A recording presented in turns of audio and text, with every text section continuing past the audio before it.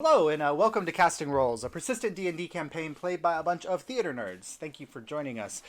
Before we begin, just a few brief announcements. If you're enjoying the show, please don't forget to like, subscribe, and follow so you don't miss an episode. And if you're really liking us, promote us over on social media. You can find us on Twitter at Casting Roles and on Facebook at Casting Roles ILM. And if you want a one-stop place where you can get all of our links and old episodes, you can find our website at castrolls.com.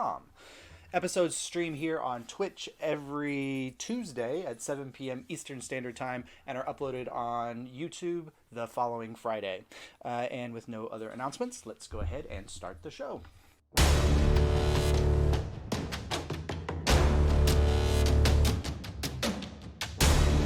So, ticket takers. After completing a job for the patrician Lady Haverly, returning her lost kitten displacer beast to her, which is a true statement.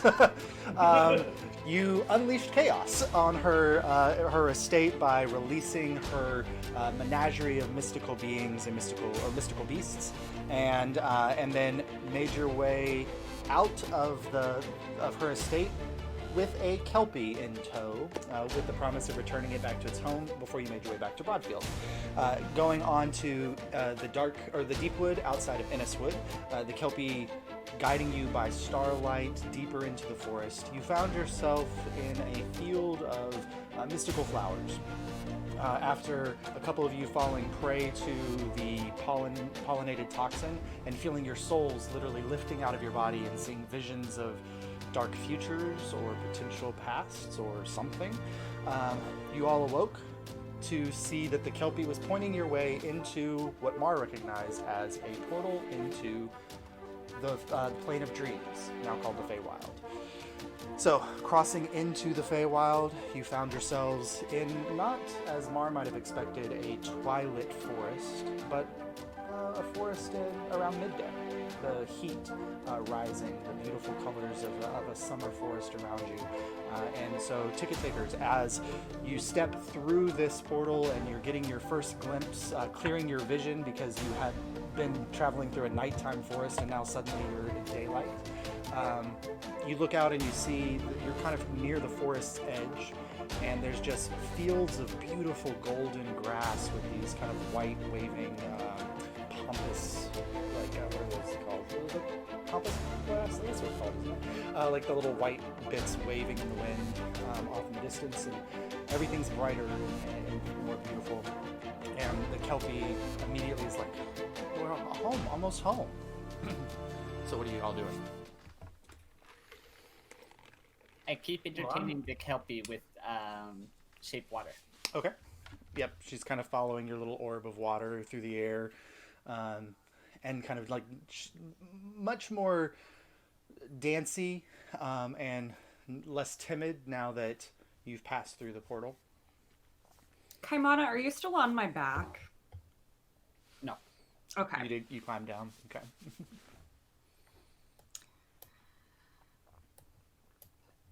All right. Do we want to try to see this through? Yes. All right. So, with kind of Miranda's guidance, she guides you out of the forest, and as you're kind of crossing into this grass field, you realize that you're actually up on this relatively large hill, and you kind of rise up. It's literally like the scene in the beginning of Beauty and the Beast when the camera's spinning over the hills and she's coming up, and you can see everything laid out beneath you. And off in the distance, you see more green forests. There's beautiful lake down kind of to your right, and you notice that there's kind of a path that leads meanderingly down this hillside and then off in the other direction. In your far vision, not quite all the way at the horizon, you see something that's a little off-putting. There's a clear demarcation between, like, it's almost like the land is split in the middle. Everything looks bright and summer and beautiful, and then as you look towards your horizon, just as you're getting there, like very clearly you're seeing the same land continue on, but on the other side it looks like it's in nighttime. And this is kind of what's before you, and the kelpie's kind of pointing off in the horizon, like towards the horizon. Home that way. That way, huh? Into that darkness. Yes. Yeah, figured. Does anyone want to make a does anyone want to make a perception check to see if they notice anything in particular off in the distance? I'll make one. Okay. 15. A 15. So 20 not natural. 20 not natural. 20 not natural. So, Soros, you'll definitely pick up on this. So, kind of this meandering path that you can kind of see. It's hard to tell whether it's like a game trail or just like a path of opportunity that like random passersbys have made going through here. It kind of winds down the hill and circles around this like the lake on the right hand side. And as you're kind of following this path and looking, you see like right on the other side outside of the lake, you see what looks kind of like a raised dais. A little overgrown. There's plants and things on it, but with some stone standing up around it. But that's kind of the only feature that you see in the nearby vicinity. There's a few birds flying through the air and some animals that you notice like off in the distance. But as far as like structures, that's the only structure that you see in the area.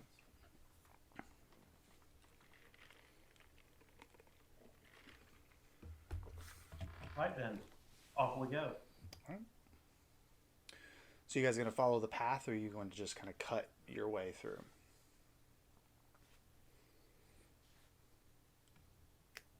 Barlow? Path. Okay. So Soros, you're watching the path as you're going, and you could gauge that stone circle was probably like 3 miles away, maybe, or 2 miles away, kind of middle distance between you and the horizon. And there's a moment when you're kind of walking along the path, and it goes out of vision. But then you turn a corner, and it's right in front of you. You guys have been walking for maybe 10 minutes. That was unexpected. Wow. We made good time.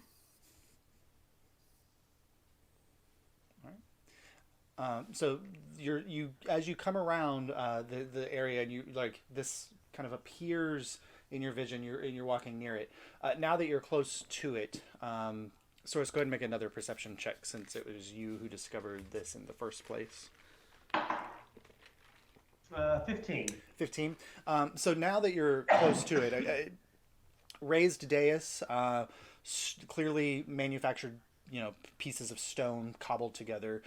Kind of circular stairs going around the outside of it, and what you thought were maybe pillars before, you now see are collections of statues.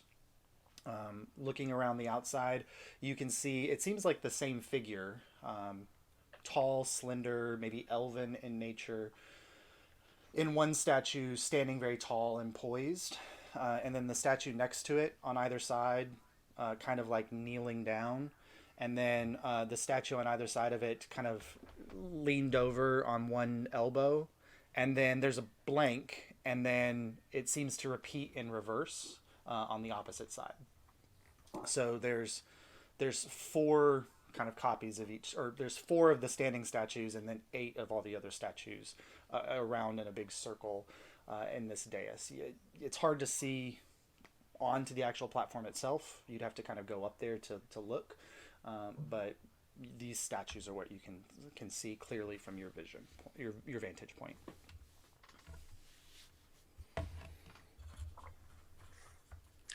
Can we ask our kelpie friend if they perhaps know what this platform or this dais is?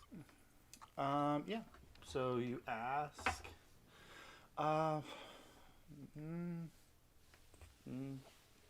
She kind of makes child faces. Not sure.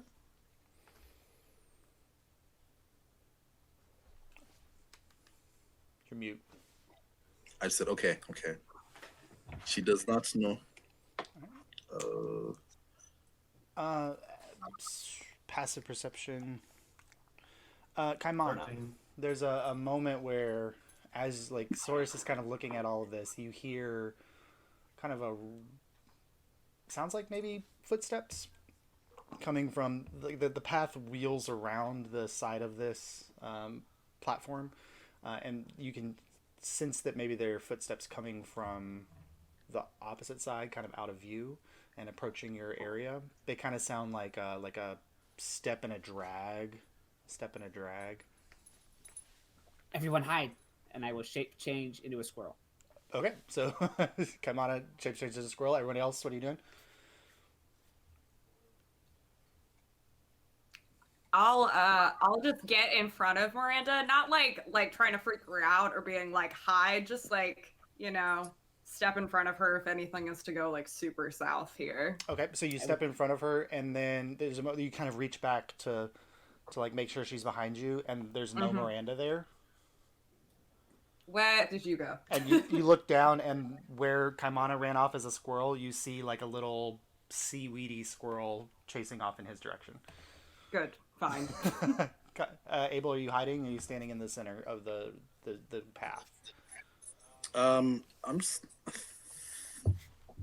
Is there any like cover to take around? I don't know. We don't have any reason to be fearful. I mean, the grass right around now. you is really tall, so you could pull like a Ghost of Tsushima and hide in the grass. But yeah. I like that reference. Mm-hmm. I think I'm just gonna hold where I am for now. Okay. Just a little bit more alert, trying to hear where the sound is coming from. All right, so Kaimana is the only one who hides. Kaimana goes, hide, and then everyone else just stands still. And so as you're all looking, coming around the corner is this haggard old figure. What you heard is kind of like the step and the drag, like their back foot is kind of dragging behind them as they're walking with a cane. They're kind of a little bit of a lame foot.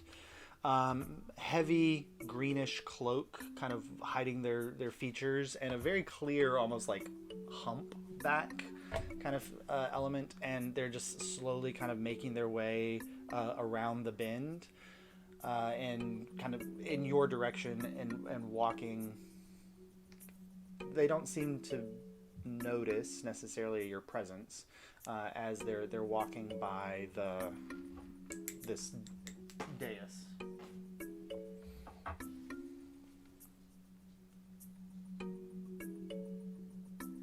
You're muted. I should we get this gentleman's attention or this person's attention? I don't know if it's a gentleman or not, but and maybe they can help guide us to our kelpie friend's home.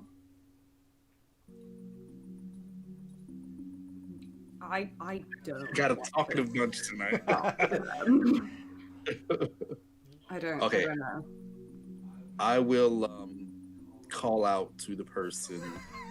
Okay. I step to the side. I love, should we do this? No. I do it. I step to the side and then just sink down into the grass. Okay, if you are hiding, oh my gosh.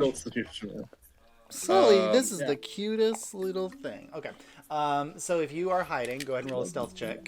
Kaimana and Soros, and I roll the kelpie. So if I get although attacked, she's in direct it'll be sunlight, this. so she's at disadvantage. Okay. 18. 18, okay. 18. 18. Okay. All right. So you guys feel like you're really well hidden. And then what do you yell out to get their attention, Abel?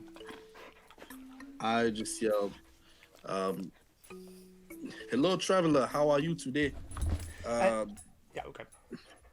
So yes. around this point, like you're kind of shouting out at somebody who, at this point, like Mara is probably leading the group or like near the front of the group, is almost like, what is she doing? She's like almost like face to face with Mar, like 10 feet away or so, and you kind of shout out. And the moment you do, it's like the first time that they realize that you're even present. they were looking down the path, and you could kind of see their eyes fixated on the path. But the moment you speak, it's almost like a veil separates, and they immediately like look in your direction and shake your head and say, "Oh, I didn't see you there." Hello, we are new to this Feywild, and we are trying to get our young friend back to her home. Do you know perhaps where a young kelpie would live? So, the entire time that you're talking, this woman is sniffing the air. Kelpies don't live on this side of the divide. What is the divide? She glances back over her shoulder, and it's odd that demarcation line that was on the horizon. I mean, as far as you like, if Source pointed out the distances that you traveled, traveled 3 or 4 miles really quickly. That demarcation line is still on the horizon. Like, it's not, you haven't gotten any closer to it. But she kind of just glances back and she says, "You're not from around here, obviously." Obviously, I am not. You don't smell of brimstone. I would hope not. A human, then. Well, this has been a great conversation. We're just gonna be on our way. Don't mind us. I try to drag Abel away from the conversation. Abel, do you willingly go with her? Yeah, I just go with her. She could have been helpful, though. No. We can all be helpful. Okay, we will leave. Thank you. I'm sure we can. Thank you so much for All right. this. All right, so like the moment you keep moving on, and there's like this weird like where her body stays facing this way, but her head just slowly like turns and follows you, like just like 180 degrees reverse backwards. And so like the last thing you see as you're looking over your shoulder is like her just kind of smiling and looking in your direction. Soros and Kaimana, what are you two doing? Try to get back to the group. Okay, so you're kind of walking. So you kind of make your way through the grass carefully, and she does not notice your travels through. And so you guys, on the main path, you make your way kind of past this raised dais area, and then the two of you. The easiest way would be to go around the back side of the dais, because if you tried to come in front, you'd have to come out of the grass. No, we don't want to do that. Okay, so you kind of make your way around the backside. All right, so Kaimana and Soros are heading around the backside of this dais, and Abel and Grace, or not Grace, Bar. I'm looking at Grace. And Alara.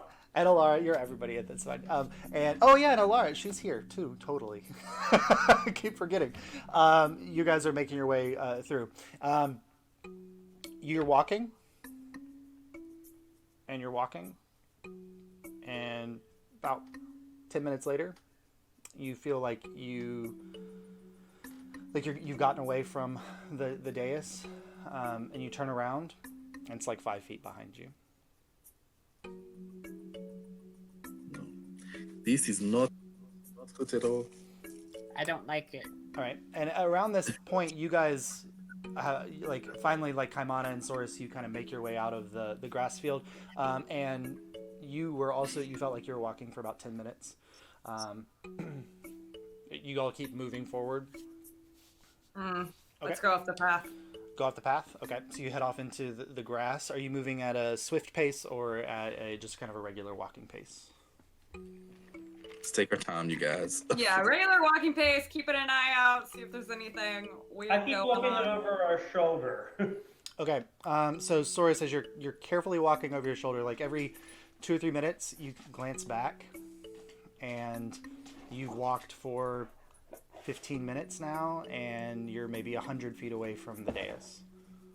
And then you know, you keep walking forward, and 5 minutes later you turn back and you're maybe 120 feet away from the dais.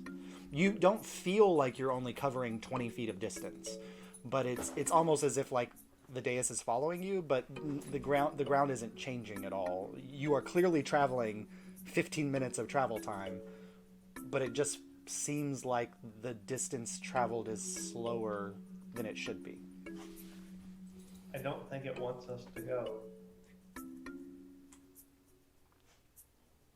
Maybe time just works weird here. Let's Like go it's with that. different from what we're used to. Well, Mara, go ahead and roll a history check. Can it be about Faye so I get advantage? Yeah, I mean, it is about Faye.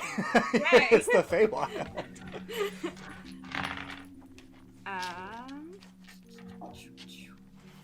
20, not natural. 20. Okay, so as you're saying that, like, maybe time flows differently here. You're like, oh, it does. Definitely have heard that time flows differently. But you also have heard legends that the realm of the Feywild is governed by very powerful individuals. And they not only govern the people and everything else, they govern the plane itself. And so those with power within the Feywild have the ability to make distances be very quick or very far, depending on what they want from people traveling within the land.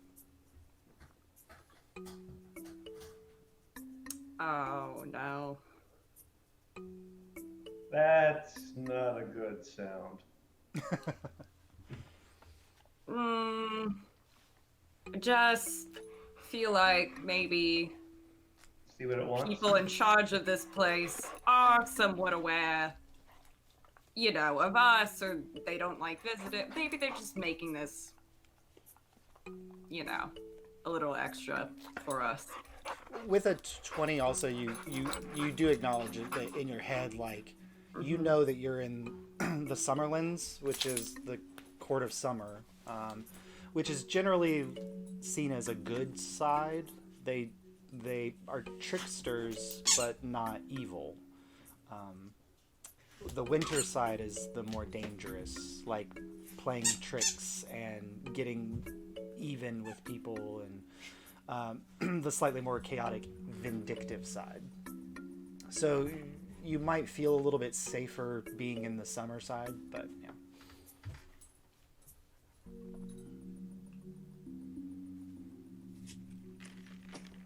Should we check out the platform that we can't seem to escape?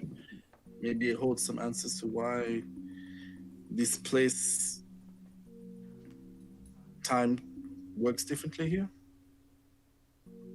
I don't know, maybe we should just keep going and see if we can try to get anywhere. Okay, I'm going to try an experiment. You guys start walking. I'm going to stand here for 5 minutes, and we'll see what happens. Okay. How long is that? It's me counting to 500. 100 seconds a minute. So you guys take off walking. Hey, I'm not getting into this world. So you guys take off walking. Now, Source, I count fast. are you watching them walk away from you? Yes. Okay, cool. So they're walking, continuing to make their way towards that horizon kind of split, and that you watch them walk away, and then you're counting in your head, you know, 1, 2, whatever, 2, 3, 4, and they're getting every 6 seconds they're getting 30, 40 feet away from you. Another 6 seconds pass, another 30, 40 feet away. Around 500, I mean, they're hundreds of yards, if not further than that, away from you. I look behind me at the dais. Is it still where it was? Yeah, when you turn around and look, the dais is about 130 feet away from you. I'm going to wait until they turn around. Okay. Are you looking at the dais right now? Like, you're Yes. You're going to watch the dais? Okay. No. I've looked at the dais. I turn around and I look at them to see what happens when they turn around. Okay. So we'll turn and look back and check on our buddy. So it's really weird when you turn around. The dais looks about 125 feet away, but Saurus also looks like 125 feet away. Okay. Like you've traveled an additional 125 feet from the dais from where you had 5 minutes before. Okay. So if Source starts walking towards us, I'll motion. Yeah, I'll do that, and of course, if they're watching, they'll see if the thing follows me. Okay. Yeah. While we're still looking in the direction of Source and the dais, motion him to catch up with us. Okay. Unless So we're doing a pullback zoom. I was about to say. So as Saurus starts walking towards you, what you see is like distance does not change. He is getting closer to you. It's still like 300 feet distance, but it's almost as if the object of the dais is getting closer and larger to you as Saurus walks. And almost, but not even just the dais, that hillside that you walk down, everything seems to be getting closer to you while still being 300 feet away. It, like, your brain can't really comprehend what you're seeing. Yeah, hence the... Yeah.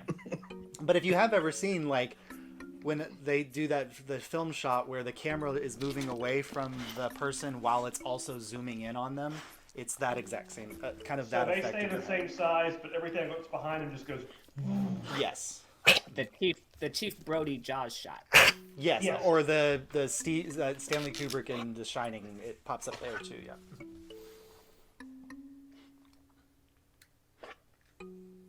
Okay. So you guys did get, I mean, like in the last 30 minutes, you've gotten 300 feet away from the dais.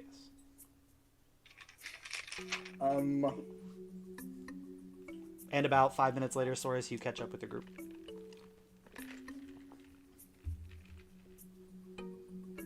Have we gotten any closer to her home? The horizon. The little kelpie's home? Yeah. You make a perception check. Sure.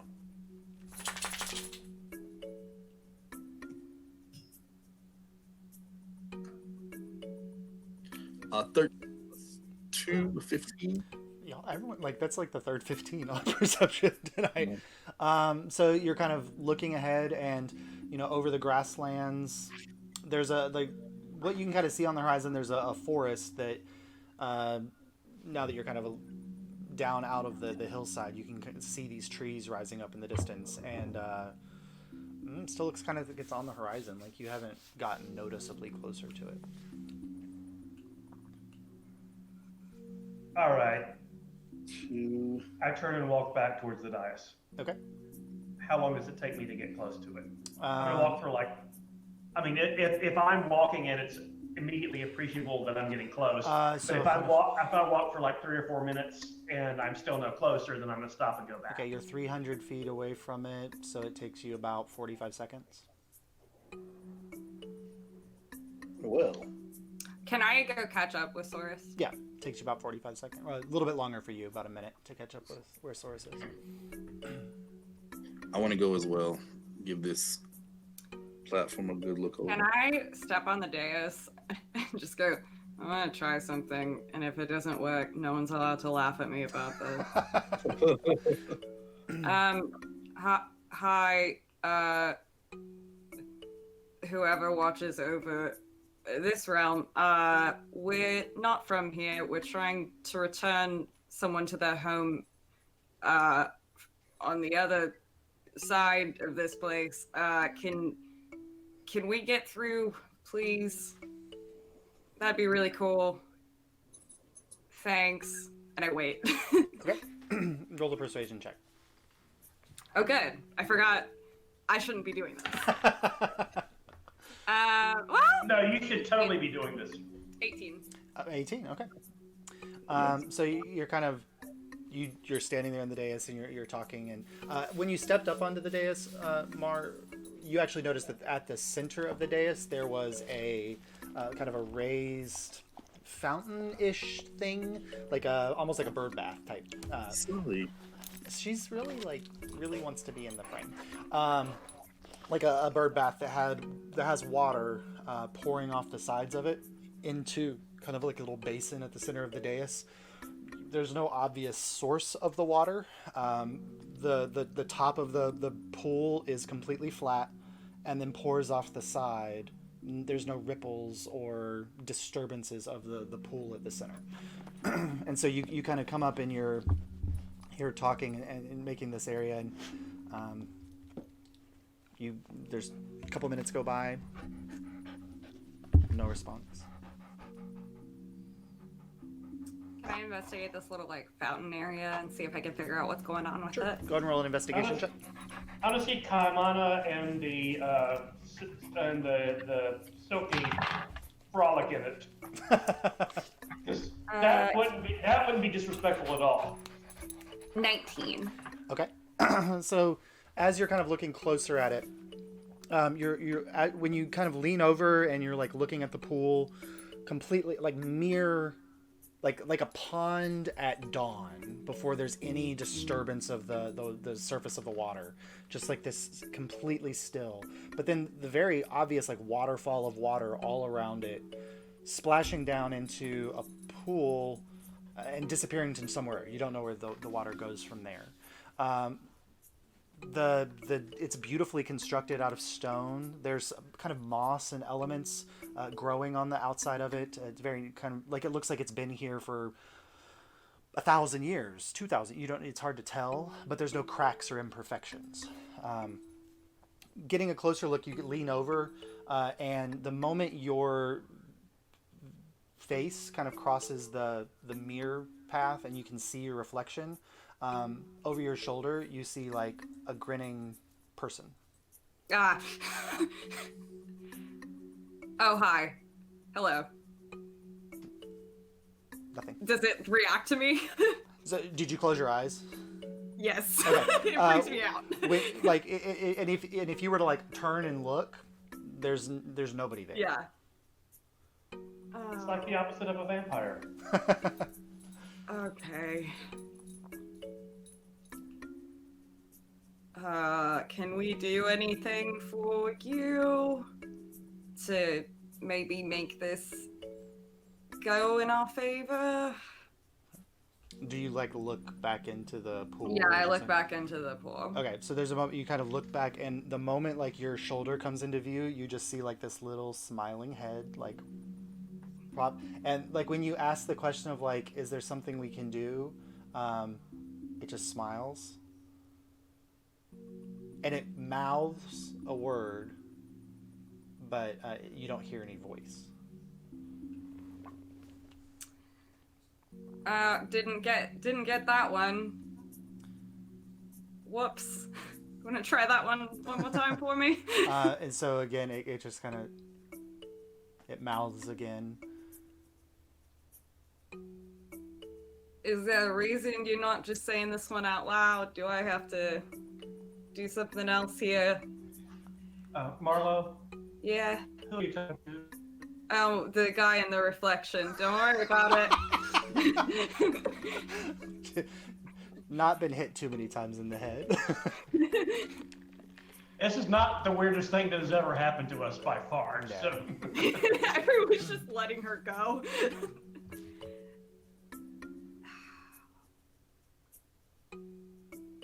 Do you guys think it's a really dumb idea to like interact with the water? Like, it's a really bad idea, objectively, I was right? thinking maybe if you stick your head under the water, you'll be I was able to thinking breathe. that, or maybe if I like drink it, but also both of those seem like a very bad idea. You know what I mean?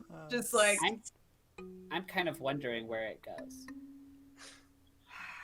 Okay. So you've all joined Mar up at the dais and or seeing this. Yeah. Yes, I'll I will leave shape change too. Okay. And is anybody taking a closer look around as Mar is kind of examining the central area? Yeah, I'll Yeah. can I investigate the area? Okay. Anybody who's investigating the area, go ahead and roll an investigation check as Mar is talking to something you all cannot see. Natural 1. You see nothing. Oh no. Yeah. Yep. There's some stone. There's some moss. Yeah. And I'm not too sure about the moss. You are really like there's this like particular lichen that's growing, and you're like that looks like the face of Jesus, you know, like that kind of thing. No. I got a 17 plus 6. Okay. 23. And Kaimana. I got it too. Oh god. So you and Source both discover the same lichen and spend the next like 3 minutes talking about like what shape it looks like. Okay, So do you see the same? Are you seeing the face here? Because that's its eyes. No, And it looks like a coconut. well, yeah, but some people look like coconuts. And like I said, they're the eyes. Well, It could be bald. it is hairy. Exactly. But no, see, look at you can see where the frond would go. Well, some people have that cowlick thing happening. No, it goes to the wrong side. It's right there. See, if you like draw a circle, Okay. and then at the top of that circle, you have a palm frond. And then Okay, palm over frond. here you have That's what I was thinking what the body was. No, that's where the tree is. That's the tree trunk. Hey, Mr. in the Reflection, I'm really sorry about my friends here. I hope they're not disturbing or bothering you. Mar, please, it we're just- having a conversation. It's Right, I'm sorry. like the next you look at the face, Mar, it's laughing. Okay, well, keep it up, gang. Love the antics. Abel, you have to check out this coconut. One moment. I am busy looking at the things over here. Okay, so Abel, as you rolled a 23, you're kind of walking around the dais, and what you notice is that, like, kind of in general, what you think is probably north, south, east, and west, you have statues of a figure standing, all the same figure. Difficult to tell gender, very, androgynous, elven, slender cheekbones, smiling face, very, very long, elongated ears, pointed, and kind of exaggerated eyebrows, clean-shaven face, and kind of a simple jerkin made out of what looks like maybe leaves. And that's kind of on the four cardinal directions. And then you see the same pattern of the standing figure, and then next to him kind of the kneeling figure, and then next to them the kind of leaning figure, and then there's a blank, and then you get the leaning figure, the kneeling figure, and then the standing figure, and then it kind of repeats itself again, going all the way around. Okay. You don't discover any words or runes or phrases or anything like that. But 23, as you're looking around, there's a moment where you kind of peek around one of the statues, and like standing right off the ledge of the dais, peeking around the statue. Hello there. Nah, that's not The good. little old woman ish is just watching from the path. Yeah. I avoid eye contact and go back. And then I'll just as I'm discovering, I'll relate to the group what I'm seeing and what is of interest. I'm curious if these are stances that we have to mimic, or maybe this void here, the empty segments. Maybe if someone has to stand there to complete the pattern. And you recount what you are noticing, Mar, as Abel talks about the figure. Like, you glance back and look at one of the statues, and then lean back over. It's the same guy, or it's the same person. You look even better than they depicted you, bud. And it just kind of like, It's a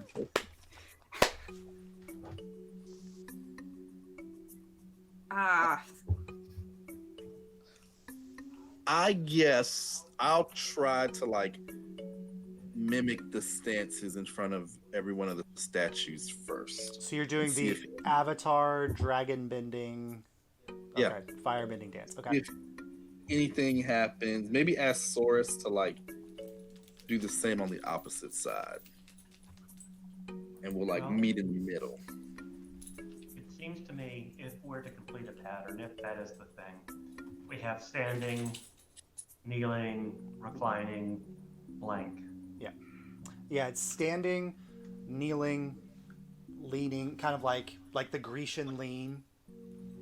Yeah. But they're but getting in lower profile. Yes, and then the blank is in the middle. Yeah.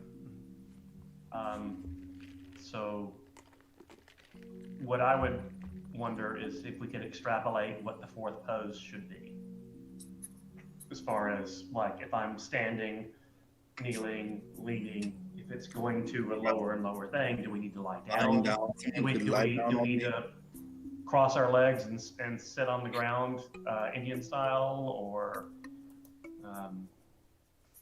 does any of this seem to make any kind of sense? I agree. You just have Worth a to shot. figure out what the missing stance would be. So I'll get there. I'll try maybe like just sitting on the ground in that blank spot, Okay. see if something happens, and hope I I'll don't get. do that and get Alyria and Marlowe to do in the other two cardinal, so that there's four that we're all filling the thing. Okay. And come on, I can watch the fountain to see if anything changes. Okay. So, Kaimana, you jump up and kind of the fountain's a little tall for you, but you can kind of climb up on the edge of it. And it's weird, like when you put your hands up on the fountain, like your hands go into the water, but you do not interrupt the water's flow. It continues to flow undisturbed. You also don't disturb the mirrored surface at all. Like touching the water doesn't cause ripples at all. And so you kind of get up and you lean, and like the moment you kind of clear, you're looking around and you're like, the first thing you like, well, you don't see it, it's just your face. You're like, what? And then there's a moment where from the opposite side, like in the mirror, like looking into it as well, you see like this grinning face of this elongated elven person, and they're smiling and looking at you, with like looking at your reflection as you're looking at their reflection. Okay, so you all go sit in the blanks, just sitting like cross-legged. Yeah, sure. All right. So you sit. You're filling the gap. Each of you cross-legged. You know, Alyria, Abel, Saurus, and Mar. A wind kind of blows through, and you hear it rustling in the grass, and beautiful smell of like roses kind of floats through the air, which is weird because you haven't seen any flowers yet anywhere nearby. And a couple minutes go by, nothing. What if we And lie the flat whole on time our- they were doing that, Kaimana, the other guy was like, or the person in the reflection was like disappearing, and then like popping up with like his hands in like the shape of a dog, and like, and then like putting them down, and then popping back up with his face again, like, but his eyebrows like curled in a different direction, and his ears like tied in front of his face, and then he disappeared again from the, like he's playing around with you in the reflection. I play back. Okay. Meanwhile, And- nothing happens to the crew. You feel it, yeah. Do you see And- anything? Yes. There's an elven person. Okay. You say So Elvin. Mars not And- crazy. The moment you say Elvin, you see the reflection go, and like kind of give you like a snide like. You look. said elven, right, Josh? Yeah, the moment you said Elvin, he kind of, or they like, kind of give you a Um, snide look. Faye, maybe?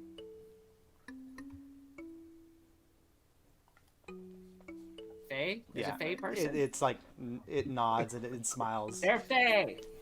We're in the Feywilds.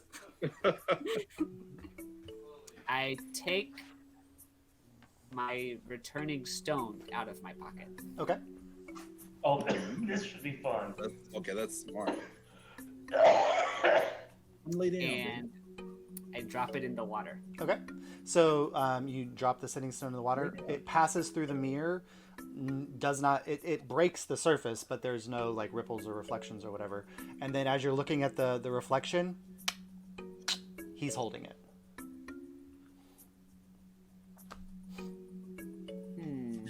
In the water. Yes, I don't see. I will stick my head in the water. Okay, the moment you stick your head in the water and your head hits the bottom of the basin. But it's weird, like you almost hear as your ears clear the water and you're like kind of underneath, you almost hear They're laughing at me.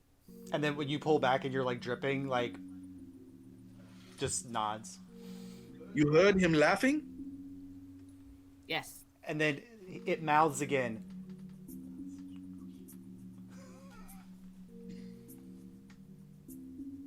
I think he said that we have to dream.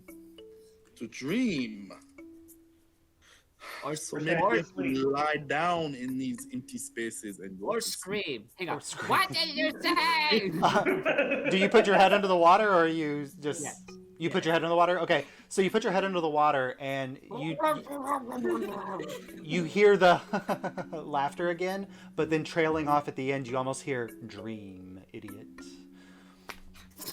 Okay, it was dream. Yes, dream. We're supposed to dream. I could Sleep use a for long chance. rest. There's the rub. I'm gonna put my head in the water again and ask if I can have my rock back. Tosses it up, and the next thing you feel it in your pocket or your pouch. It pops in your pouch. All right.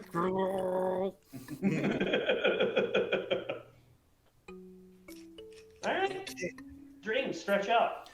Okay, so Saurus, Abel, Marty stretch out as well, Yep. and Should we sleep in shifts? That's a good idea for everyone to I be. think we're all gonna do get it at once. split. if Alora's like, Two shifts. do you want me to lay down, or do you want Kaimana, you can take this spot and I can keep a watch. It's up to you.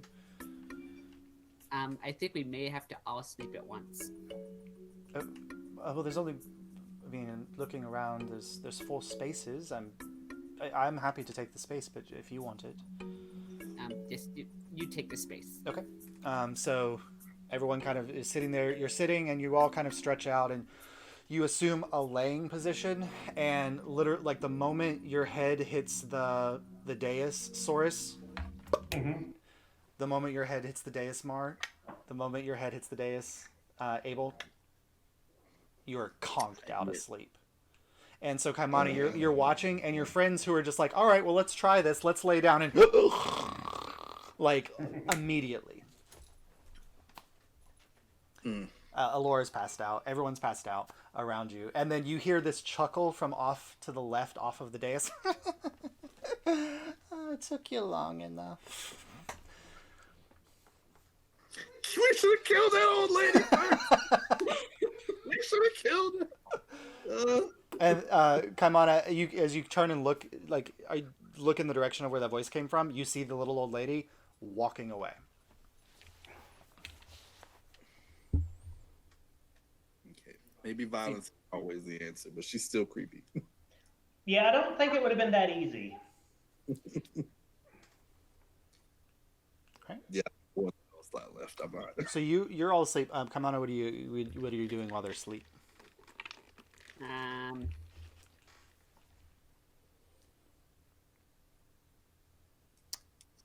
I go through Abel's pocket.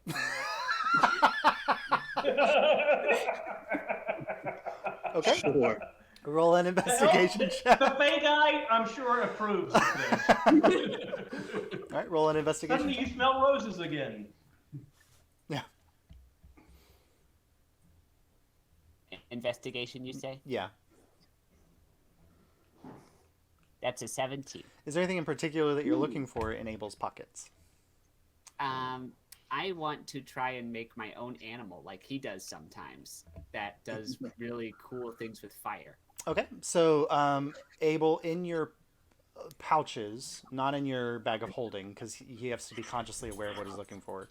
In your pouches or sacks or bags, does he find anything that he could use for tinkering? I probably would have like my tinkering tools. I have a set of glass blowing tools. Well, I have to keep. Well, I'm not using those as my. Yeah, I probably would have like my tinkering tools and my thieves tools on me. Okay. So you find a bunch of random tools, probably like leftover bits of metal plating or wiring, tubing, and things like that. Yeah. Trying to see. I don't know what would be in the bag of holding versus. I probably would have like the tinker's tools and the thieves tools on me because at one point I had to use those as my spellcasting focus. So. Where's Oh my God. Where's your Eldritch Cannon? It's probably. Usually I keep like all my gadgets like in the folds of my robe or something. Okay. With a 17, you probably would discover a small elephant in one robe, part of the robe, and a small giraffe in another Let part of that the rest. robe. Right now, it just looks like a little ball, Yeah. and then when I activate it, it'll articulate and turn into an elephant. Okay, so you just you discover these metallic balls. Whoa. He's gonna play with my gun, isn't he? Now that You you know, I said hadn't that, thought of it just until you mentioned it. Hang on, let me make it fair. I'll A roll little fair. exclamation point appears next time on his head. I rolled a 4, so I'm gonna say I don't. It doesn't occur to me. I'm too enraptured by the shinies in my hand. yeah. Okay. My skull remains unventilated for another day. That would be horrible to wake up to. Oh no! Oh my god! Who did this to our friend? We just went someplace dark, didn't we? I know. Gun safety, everybody. It is a serious concern. Lock up your guns for the sake of your otters. No. All right. So you discover. I mean, you're not sure that they are the cannons because they're not in the shape of them, but you discover the metallic balls, and there's He would have seen me like take them out Yeah. and activate them. you've seen him take these before, and they open into the shape of the animals. I mean, in my mind, I think it's like a puzzle box. Which you have played with his puzzle box before, which sounded really inappropriate.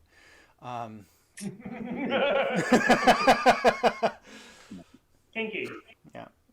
So, and they are similar in construction. Yeah. So you're kind of playing around with it. Oh yeah. Okay. Go ahead and roll an intelligence check.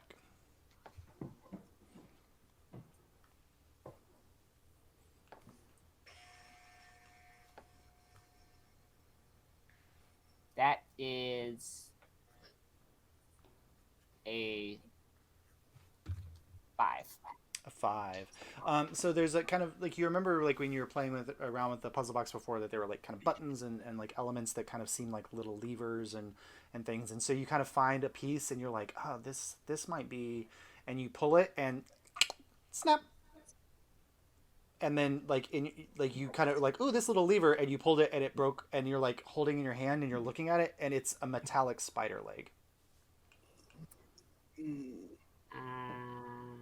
that you like broke off of the ball.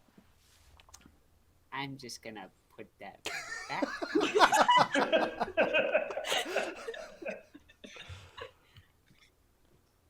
That's a guaranteed misfire on the next. Cure wounds. And who can I blame this on?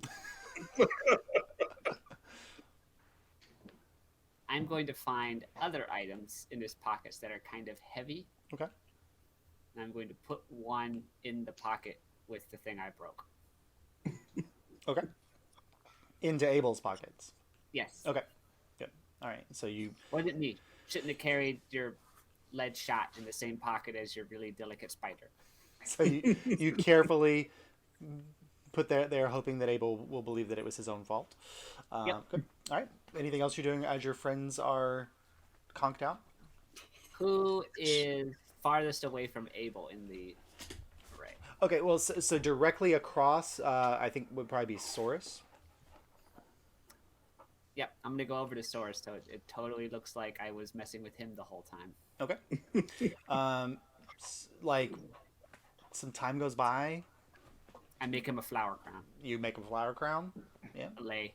It's weird. Like the time is you understand that time is passing, and the sun is moving through the sky, but it is still noon.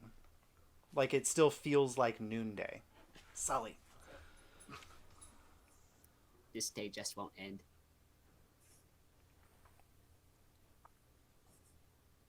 And your friends are still asleep.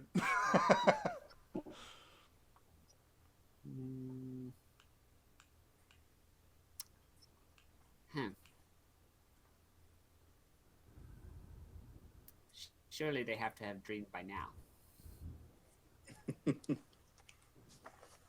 So Is there any cool spells you have that you want to like transcribe on a scroll and leave for your buddy Abel to find? That'd be cool. all right. So while Kaimana is prancing around and tearing through all of your elements and things, Saurus and Mar and Abel, there's a moment when you lay down and you kind of put your head to the ground, and you're frustrated. You're laying there. This isn't working. You sit up. You see like everybody else has sat up as well, and you're like, and yeah, it didn't work. But the moment you kind of sit up, you notice where Kaimana was at the center of the dais, and was kind of looking into the thing as you guys were all laying down. He's now curled up in like a little otter ball, like next to the dais, and like lightly snoring. Aww. I'll go over and see if I can wake little sleeping Kaimana. Okay, so you go over to and kind of push on Kaimana to wake him up. Nope. Yeah, Very, gently. very heavily asleep. He's just not waking up. Nope. Can I do a perception check on the area to see if anything else is off or different? Yeah, sure. Go ahead. Okay. Just like on the dais to see if it's like the exact same as before. Yep. 18. All right. So, as you're looking around, like you're looking around at the dais, and like everything seems normal, and then you realize like the gap that you were just in is weird. The north, south, east, and west statues are statues of a sleeping figure, and next to those, on either side, reclining figure, and then a kneeling figure, and then there's a gap. And then there's a kneeling figure, a reclining figure, and then a sleeping figure. So the statues are different than they were a moment before. Okay, I think we're dreaming now. Well, it took you long enough to figure it out, did it? Ah. And like, that's what you kind of turn around, and on like the southeast like reclining figure, you notice that the statue that you were looking at a moment before has now sat up and is sitting there, and it's the person that you saw in the reflection. Oh, hi. Good to meet you. Hey, of course it is. It's been a long time since mortals have wandered onto my little platform, eh? Yeah. Sorry about that. No, it's quite fun. Demons and devils are not quite as fun to play around with as mortals are. You all have a sense of humor.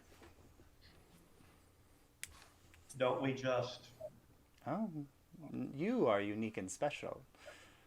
Different. So I've been told. So, what brings you all into the dream world? Well, we found a like a kelpie who was imprisoned wrongfully on in our realm, and we were trying to get her home. Didn't really realize she lived in the here until we were here, but she lives on I guess the night side, so we're trying to get Yes, there. the Kelpies tend to live over in the unseelie portion of the land, that's for sure. But you found your way into the Summerlands. It must be after Skull had his little dance out in the Illyrian plain. Is that correct? Oh yeah.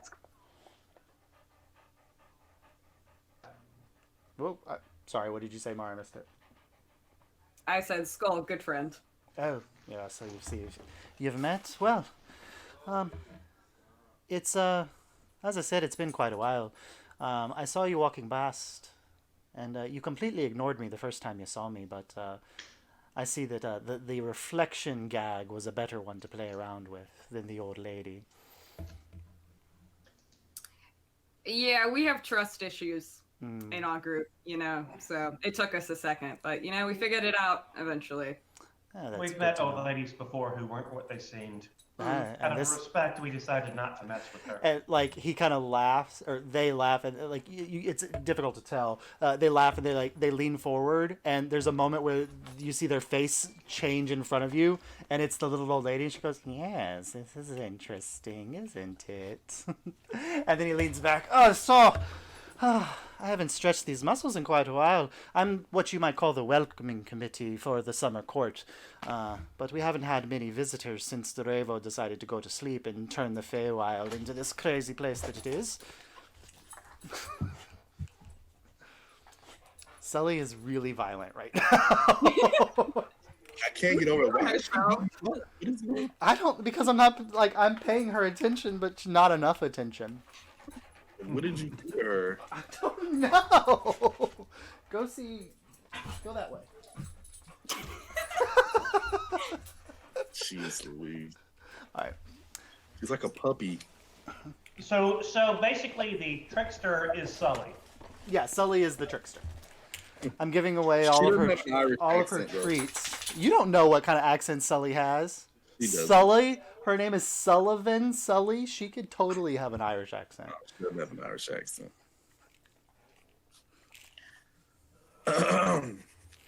Faith and Bigorda. Well, if you're Learning, Tony.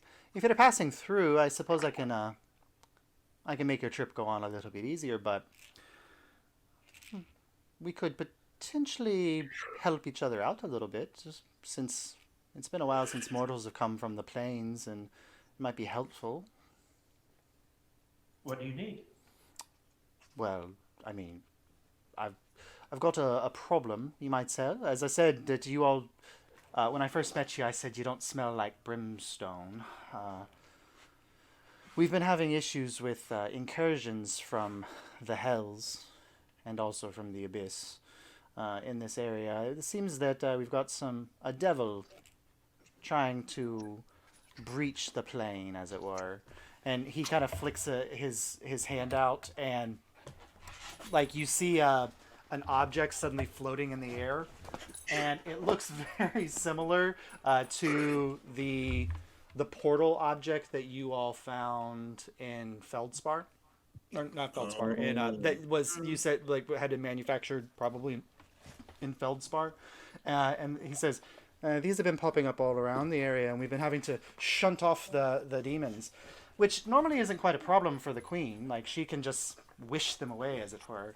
But I think they might be getting a little help and assistance from the other side.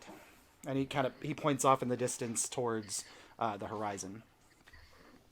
Why would they wish to inflict you with demons? Well, the unseelie queen has been a little crazy for ever, probably. But she's gotten more so since you all went through your subversion, I believe they call it. That would do it.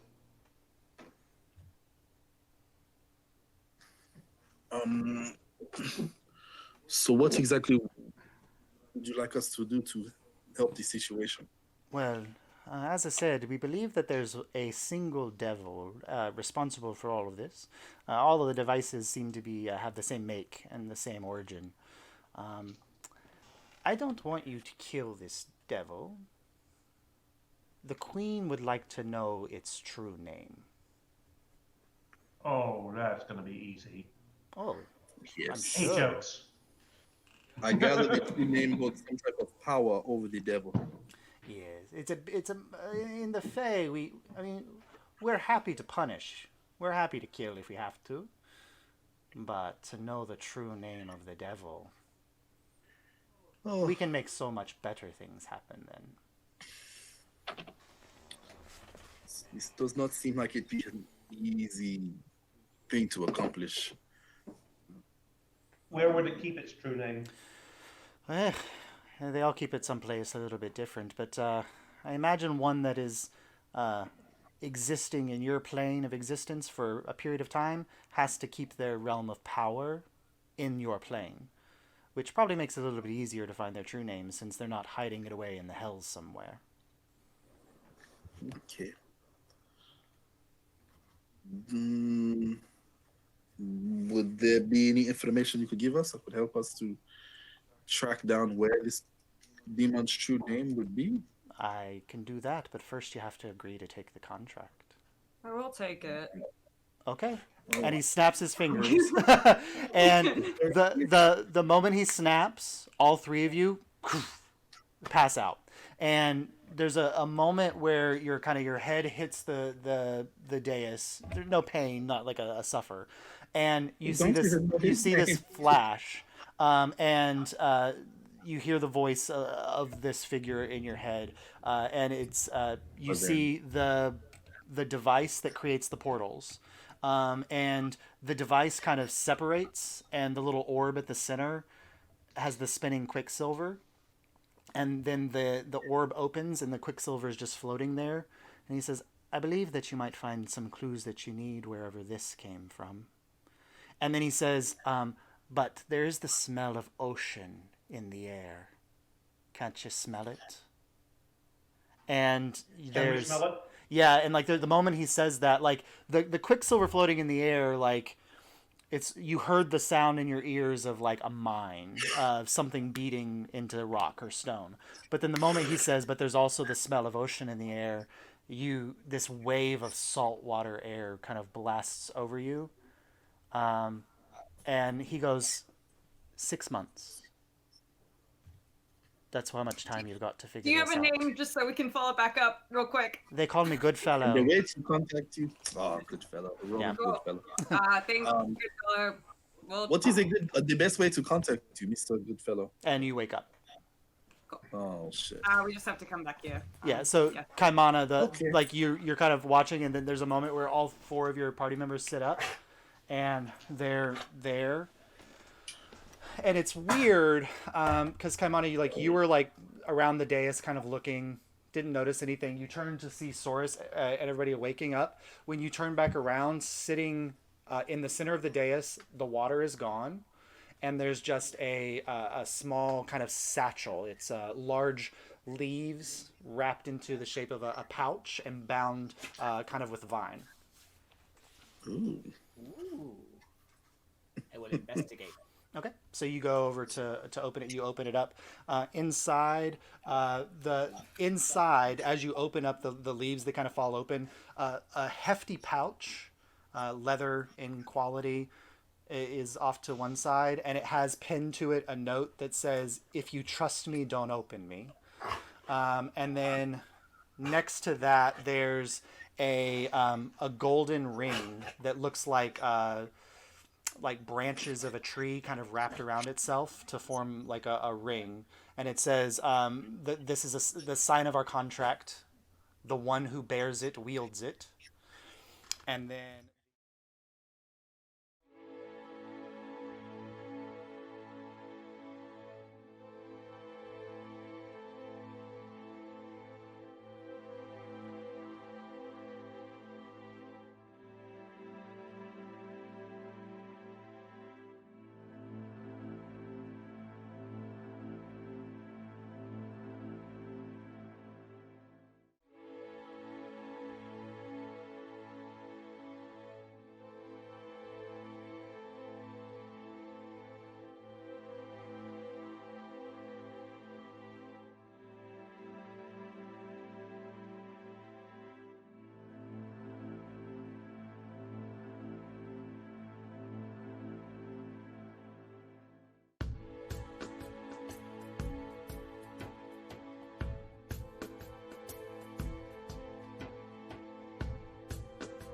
right. So, a little bit of technical difficulties. We lost about 10 minutes there, not too much. The crew had just opened the satchel left behind by Mr. Goodfellow, Mrs. Goodfellow. It's difficult to tell, shifting and changing personas a lot.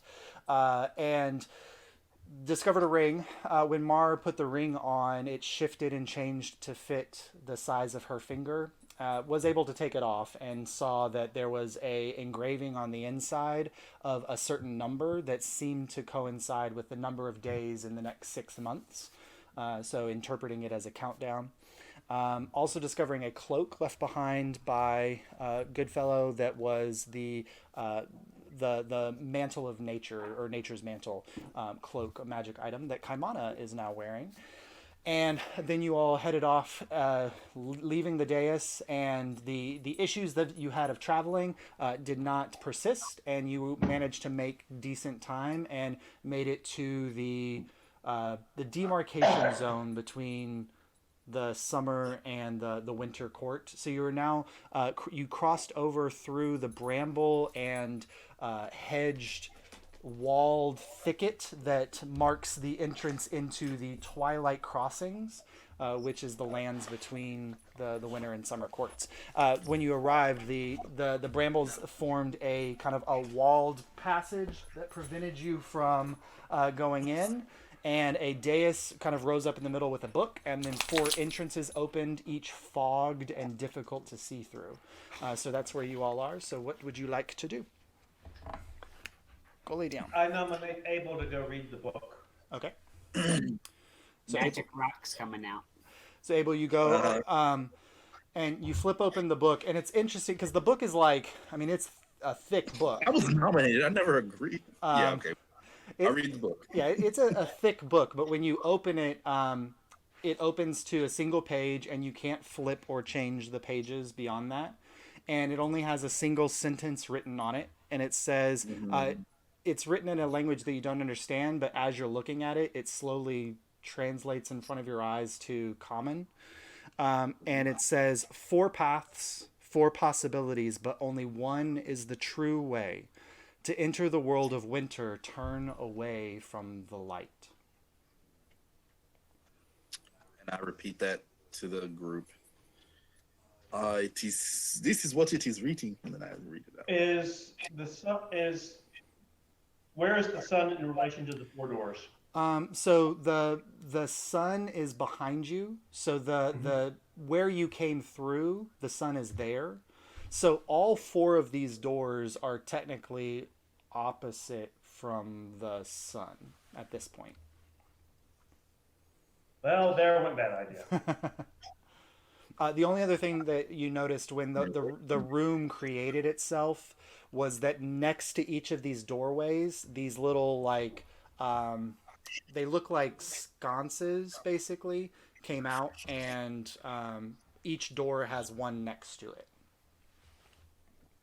I would like to investigate the doorways and the sconces. Okay, go ahead and roll an investigation check.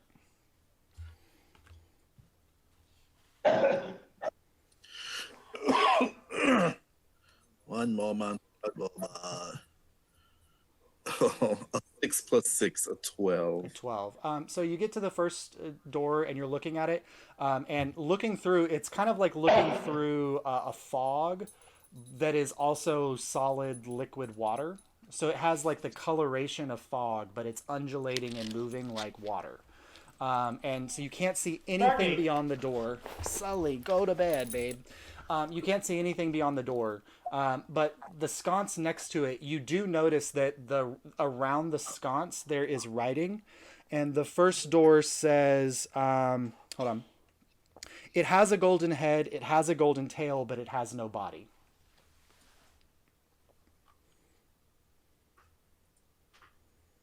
It has a golden head, it has a golden tail, but it has no body. Yep. Okay, next one. All right, you get to the next one. And same thing, there's writing around it. And it says, what is not alive but grows, does not need to eat but consumes, and does not breathe but needs air to survive. Fire, okay. And then the third one, I can build castles, I can stop a flood, I can show the flow of time, I can make people blind, and I can make others see. Hold on. Say that again. Light. Yeah, I can build castles, I can stop a flood, I can show the flow of time, I can make people blind, and I can make others see. Sand. And Yeah, sand. Yeah. And then the you get to the fourth one. The last one says, "I am what men love more than life, fear more than death, or mortal strife. What dead men have and rich require, I'm what contented men desire." Rich require. Say that one more time. Okay. I am what men love more than life, fear more than death or mortal strife. What dead men have and rich require, I'm what contented men desire. time. Mm.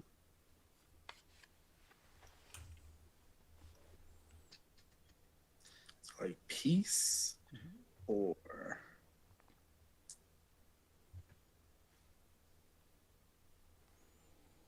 okay. Dead men have, rich require, what contented men desire. Okay, we'll chew on that one. The one golden head. I know it's kind of last time. The first one's coin. Is that no coin? Okay. It's not the sun. It has a golden head, it has a golden tail, but it has no body. Oh, it's Heads, tails. Okay, yeah. That is a good one.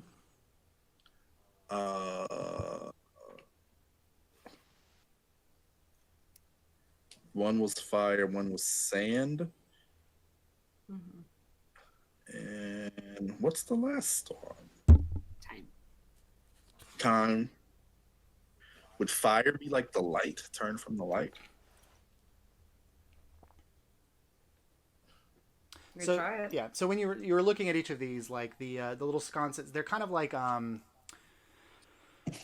don't know, describe like something like an old school, like a bowl that you would put material in to start a fire and have on your wall, kind of Like like a brazier or something? like a brazier, yeah. Mm-hmm. But Should all of them are unlit, so there's no fire associated with any of them. Okay. You want to light one, put a coin in another. Yep. So I'll take out a gold coin and put it in one of the little Gold. spots. You put it in the first one? In the one that corresponds with the riddle, yeah. Okay, so you take out a gold coin and you put it in the brazier. And so mark off one gold coin. And there's a moment where it's sitting in the brazier and then like it vanishes and then a flame lights up and there's this kind of bright orangish flame now burning in that brazier. Okay. And then I'll use my little fire bolt sparker. I go to the other one and like light a fire in the other brazier. Okay, so you launch the flyer into it. The flame kind of gets, the moment the spell is cast, you see the firebolt kind of fly out and then get sucked into the brazier, and then this like orangish greenish flame bursts into light there. So you have 2 unlit braziers left. Find some sand. All right, roll a investigation check, Soros.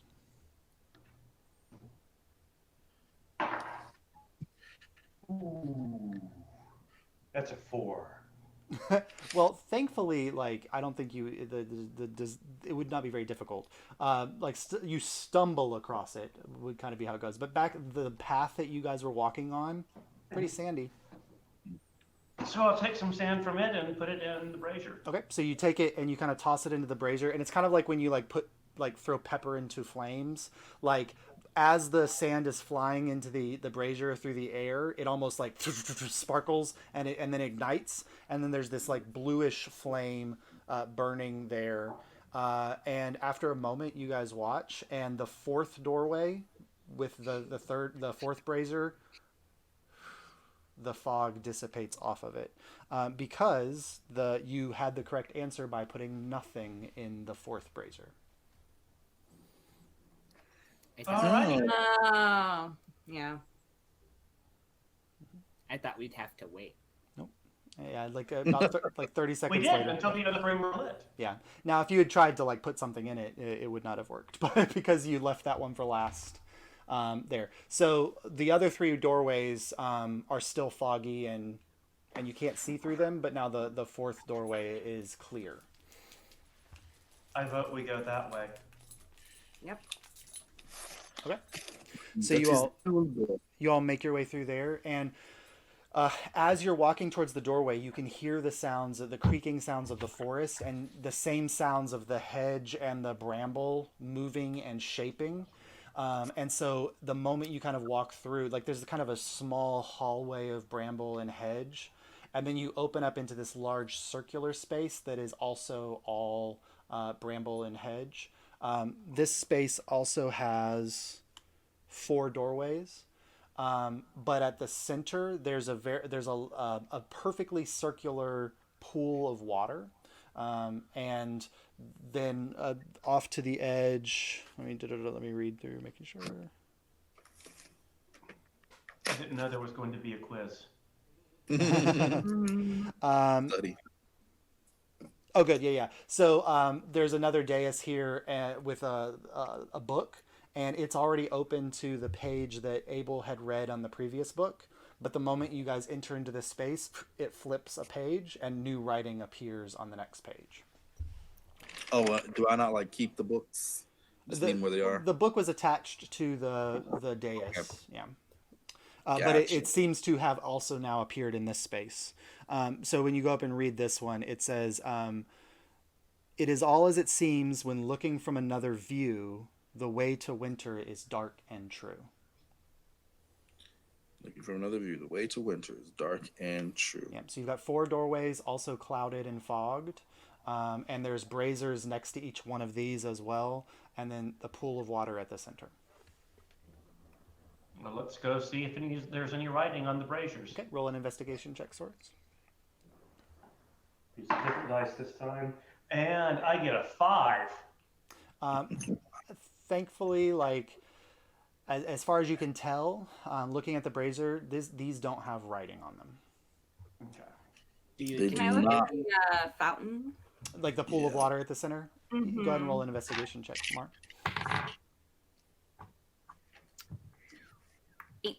18. Okay, so you're kind of standing to the side, and there's one of the doorways is directly across from you. And so you go to kind of like investigate the fountain, and it's just a little pool. This is a regular little pool. There's some water lilies floating in it. Like it's pretty and nice, like a little garden pool. But with an 18, as you're looking at it, you glance down, and there's the reflection in the pool, and it's like the doorway from across from you, and you're looking at it, and then that's when you notice that in the pool, the brazier in the pool is lit and flaming.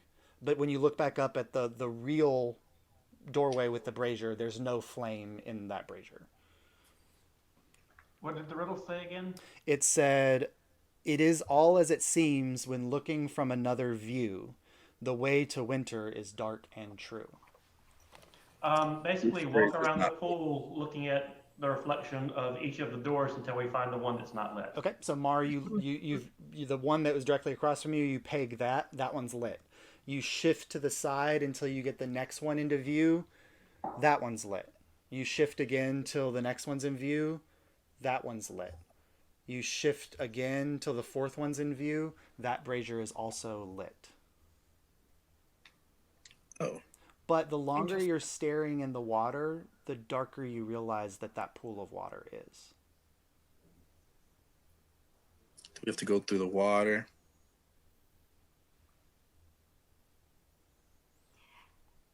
Can I Cannonball. stick my hand in it and see what Okay. happens? You put your hand in it. Roll a no. So, I was so ready. you stick your hand into the water, and it's weird because like you're still kind of in that like twilight zone, probably comfortable 70-degree like an autumn temperature. You put your hand into the water, and it's almost like you're surprised that this isn't frozen over. Can I feel a bottom? You reach in the length of your hand. Nope. Yeah, I get the feeling this might be it. Running, jump, cannonball. Okay, so Kaimana, you dive into the water. So Kaimana, you dive into the water, and like you're up in the air, and you kind of just form the cannonball, and then you drop into the water, and all of you watch as Kaimana does this, and his body hits the water and passes straight through it. There's no splash, nothing. I follow after him. Kaimana, the moment you do that, your vision goes dark, and you feel like you are falling. Mar, you jump in. Everyone's watching. No splash. Same experience. The moment you cross I through, followed. your vision goes dark and you feel like you're falling. Sora's same thing. Abel, would you join? Same thing. And Miranda had followed Kaimana as well, so she dropped in as well. And then Alyria comes through. So there's a moment where like you want to open your eyes to see what's happening. You feel this feeling of falling, not fast, but like sinking through water. But you suddenly don't feel the water anymore. You're just sinking. You're not sure. You're not sure if your eyes are open or not. Like if you've ever been in such a dark room where when you opened your eyes, it was still so dark you weren't really aware whether your eyes were open or closed. And you're still falling, and then you realize after a moment that you're breathing and it's not water, but you're still slowly falling and drifting and falling. Mar, roll a d4 for me. Oh no. 3. 3. So Saurus. There's as you're falling, and you're surrounded by darkness. It's comforting. It's kind of like this interesting warm darkness, and you get a sense. There's a feeling that washes over you, like a wisdom that crosses through, and it's almost as if a voice is telling you something, and it's saying that the way to winter is through your worst fear.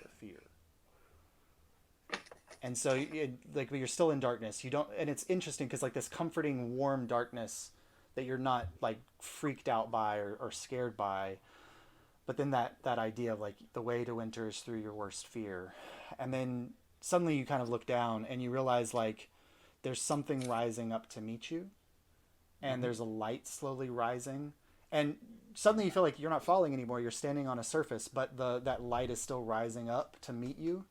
And then you blink for a moment, and you're looking out from between cages.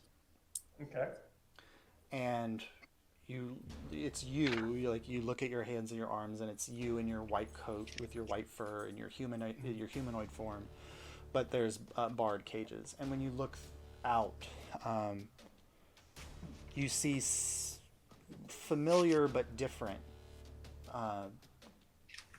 Like magical objects beamed onto a wall with arcane energies shooting between them. Looking out, you see a circular area in front of you with runes carved in blood. You notice other cages all around you of those who look just like you. Humanoid rat in nature. And as you're kind of sitting there staring, you notice a man descending a staircase on the opposite side of the room, coming down to the center, and it's the one that you knew as the bishop. His violet cloak bounding him, his long pointed white beard, his straight white hair, his piercing violet blue eyes. And he looks in your direction. You thought you would escape.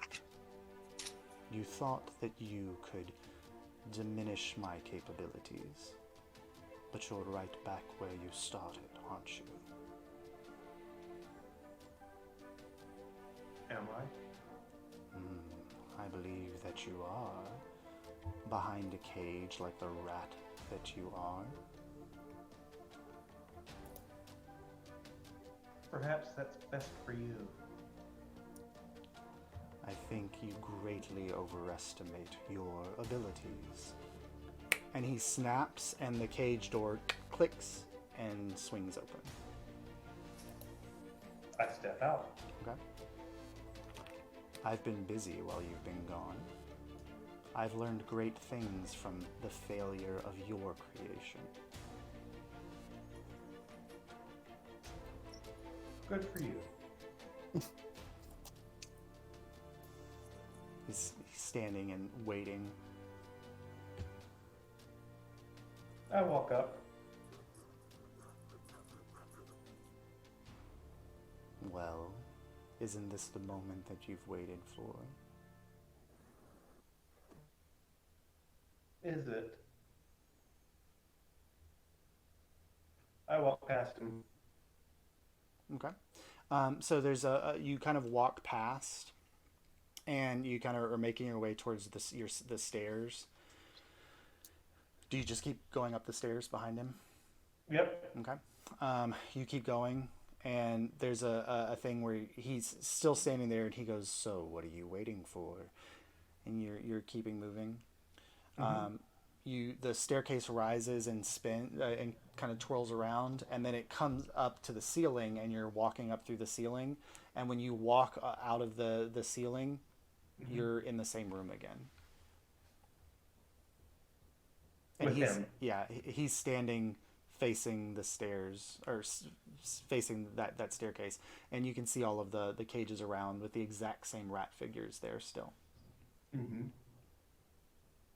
So you've got me where you want me, don't you?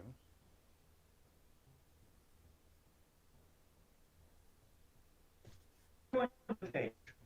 What was that? I said, I tell him to go into the cage. Cages are for rats. As I said, go into the cage. Well, if you insist. And he snaps, and you feel your vision change as you feel your body shrink. And suddenly you're hunched forward on 4 legs.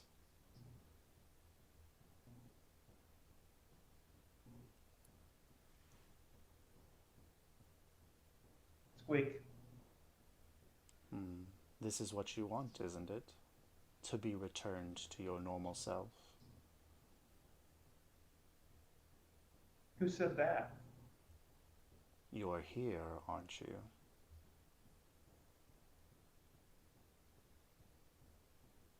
What I want is for this to happen to no other creature. Well, he looks around, and as he's looking, you see what you thought were 10 cages. As his vision crosses, it's almost like out of the ether. Stacks upon stacks upon stacks. Hundreds and hundreds of cages. And not just rats. You see like people that are mixed, like lizard. You see cats. And then at the back, like walking down the stairs behind him, you see 2 figures. Tall, much taller than you, probably 7 feet. Humanoid in appearance, but you can see, like, when they turn, there's like this iridescent glint of light, like scales on their face. He says, "It's happened to so many others, and will continue."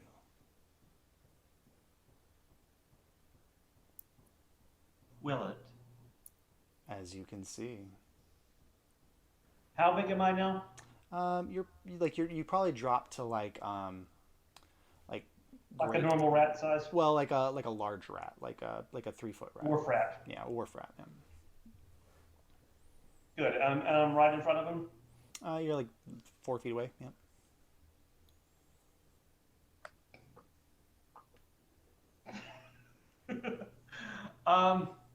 I spring and bite him in the balls. Okay. I was so hoping. Go ahead and roll an attack roll, and just use your normal dexterity. Normal dex. Okay, plus 5. 17. 17. Okay. So it's interesting, like, as you spring to bite, you suddenly feel like when your body leaves the floor, your legs stay behind and your body stretches out. And suddenly you realize, oh, these are hands. This is the thing. And then instead of going in for a bite, you swing up to punch. And you pass right through him and you stumble. And you realize like he's an image. He's not there. But then the two figures behind him move forward. Well, that was disappointing. Even if I had been here, that would have cost you your life. Would have been worth it. Would it?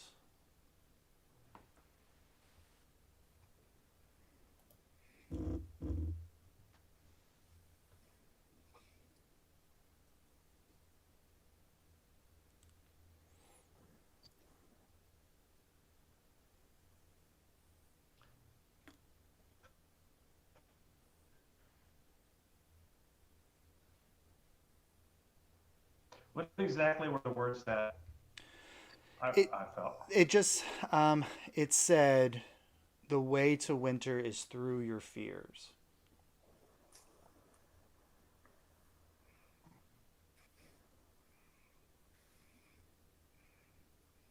Well, I tried to do that literally by walking up the stairs and ignoring him. Yeah. That didn't work. Yeah, the room is the same. The only thing that's there is like there's, instead of just the 10 or 15 cages that were there's hundreds of cages around you, and then your cage behind you, open with the door. And then he's standing there, and then these two draconic human figures behind him. Okay. The way to the winter court is through your fears.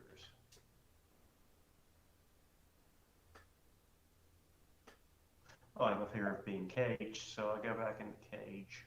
Okay, you go back into the cage. Is there any other? There doesn't happen to be a trap door, does there? No. Do you pull the door closed behind you, or do you leave it open? I pull it behind me. Okay. The moment you close the door, click, your vision blacks again. And you feel not like you're falling, but like you're rising. And there's a moment where suddenly you're surrounded by water again, and you're rising up, and you can't breathe, but then you burst through the surface, and you're in a similar space as you were before, but instead of a circular enclosure, this one is larger and kind of more rectangular. Well, I climb out of the water. All right, so climb out of the water. Yeah, and it is cold, so you're shimmering off. All right, Shake off. Mar, roll a d4. 2. 2. So Mar. So similar as like I described for Saurus, you feel like you're kind of falling. But as you're falling, you hear the same voice, the similar voice coming through your head. You know, the way to winter is through your fears. And whereas as I was describing it for Saurus, the first thing he heard was, or saw was light. You get smell. And what you smell is like hundreds of people. Like the sweaty smell of farmers after a long day of work. But also underneath that, the smell of like a town, one that you have a distant memory of. This is Veltland. Like these are smells that you recognize. And as you're drifting now, the second sense that comes in is sound. And what you hear is not is the sound of hundreds of people jeering and cursing, enraged and angry. And as you're falling, you slowly come down and you open your eyes, and you are standing in the center of Veltland. And you're surrounded by, looks like the entire population of the town, pretty much, and they are screaming and yelling in your direction. Do I see anyone I know? Roll a perception check.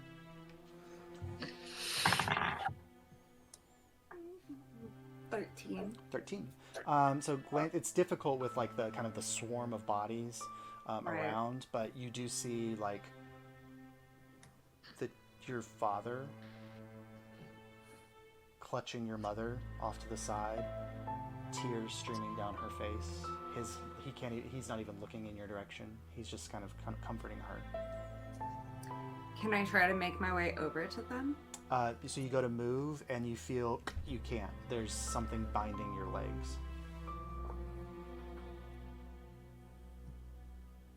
I will wolf out You and try to break out. So in your head, you go to do that, and that's when you suddenly realize, like looking down, you're like, you already are.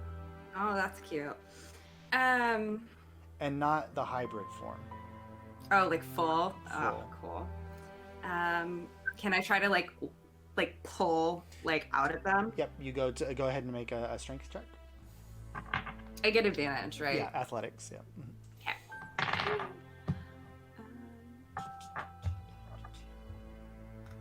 Oh, does it have to be athletics?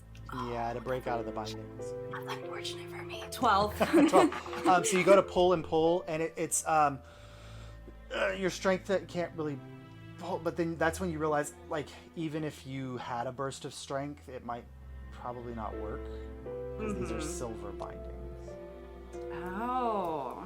Wow, that's no good. Oh boy. Can I try to call out to get my parents' attention? Yeah, what do you say? I just say their names. And that's, your dad doesn't look at you again, and he just says, "You are no daughter of mine. You are something far worse."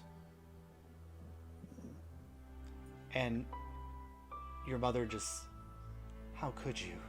How could you do this? What did I do? Just look at yourself. You look down at your hands, your claws, coated in blood.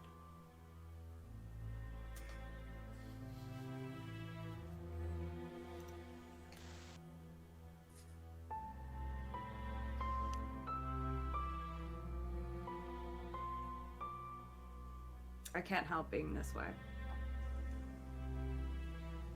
Well, then you deserve to be put down. Maybe I do. A man steps out of the crowd, hooded, carrying a sword. I just wait. He steps up to your side. You don't struggle or fight. When he comes in, reach him. You do what? You, like, There's the more we know. it jangled up a little bit. What was the, you slash him? Oh, no. I want to bite him. You bite him? I want to go for his throat. Go ahead and make an attack roll. With advantage, because you are surprising him. That is a 17. 17. So you're like kind of bending down to accept your fate, and then you lunge up, grab his throat, and just yank, and you feel that whole front of his throat just give away and tear out, and you just, and he collapses to the side, and blood just pooling around his body, and the entire crowd just kind of surges backward for a moment in fear and terror. And you see now where there was just anger and rage, there's now absolute terror and fear looking at you. And this is the moment where you recognize, like, that's the girl I went to school with her. That's the woman that used to sell me fruit. That's the man that we would go buy our food, our meat from. That's the woman who baked Sunday croissants. And like all of the faces start coming clearly into focus as people that you loved and knew in your youth, who are all looking at you like you are the monster that they always feared.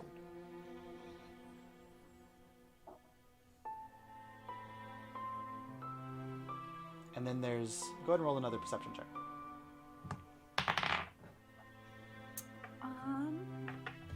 Not great.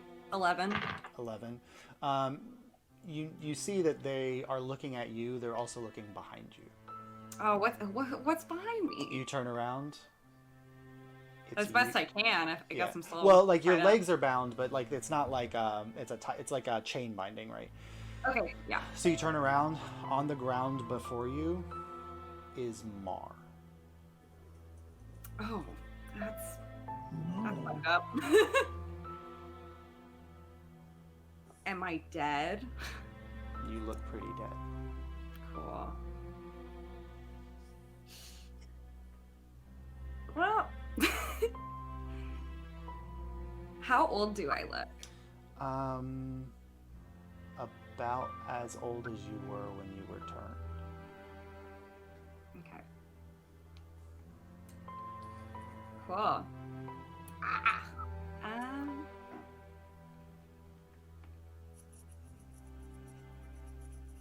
I guess I'm gonna.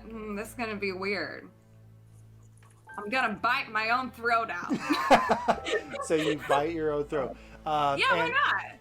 And there's the moment where you bite, and like it's not like werewolves have venom, but there's something that is passed from werewolf to human on a bite. And this was, human Mar, slashed with claws across her chest and bled out and dead. But you've now bitten her. And in front of your eyes, she slowly, and you see her bones shatter and break, and her form elongate, and she takes on the wolven form and lets out a howl. And the moment that howl bursts through the air, and you have passed the lichen curse onto yourself, your eyes go dark, and you feel like you're floating again. And then you burst the surface, and you're kind of coughing and catching your air, and Saurus is there next to the pool nearby. How'd that work for you? I bit my own throat out. That's better than mine. I just like I don't myself back know. in a cage. Also fucked up. Yep. We just nod at each other in solidarity. Yeah, pretty much. It's pretty much the same reaction as when we were walked out of the door of Lady Haverly's room. It's the same kind of thing. Yep. All right. All right. So, Kaimana, you're drifting down, and the first thing that comes to you is sound, and you hear the lapping of waves. Familiar. You smell the bright, the saltwater air of the Vanishing Isles. And then when your feet touch down finally, you feel between your toes sand and the warmth of like a sandy beach. And when you finally open your eyes, you're looking out across the endless expanse of the ocean in front of you. Sand on either side in all directions. You're back home.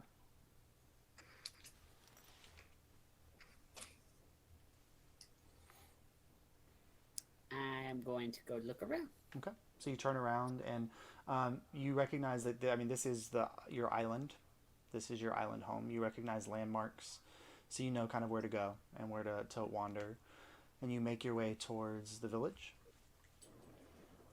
Okay. You spot your first otter about a minute into your journey. and you see them kind of bounding from the sea, fresh and clean, and shaking off the salt water. The moment they see you, they freeze and kind of back away, kind of looking at you sideways, like a little odd. Hello. The moment you speak, they turn around and they bound back into the sea. What? You keep walking? Yes. Okay, you keep going, and another group pops up, and it's like 3 younger otters, and they're kind of are walking, carrying like fresh caught fish between them.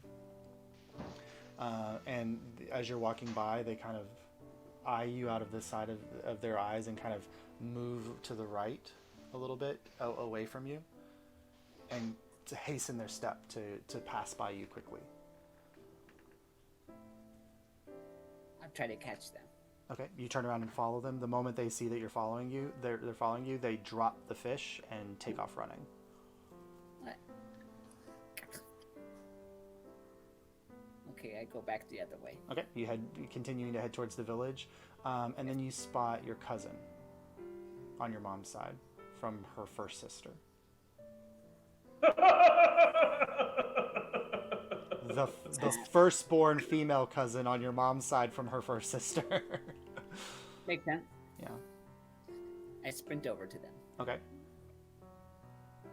As you're approaching, they freeze and they pull back. Where is it? Who are you? My name Kaimana Keaukai. Who are you? You don't remember me? I never knew you.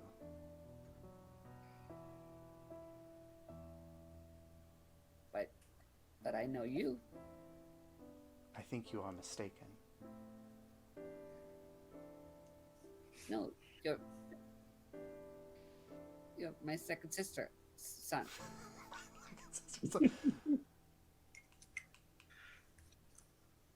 My sister had no sons. What? No, that can't be right. Only daughters.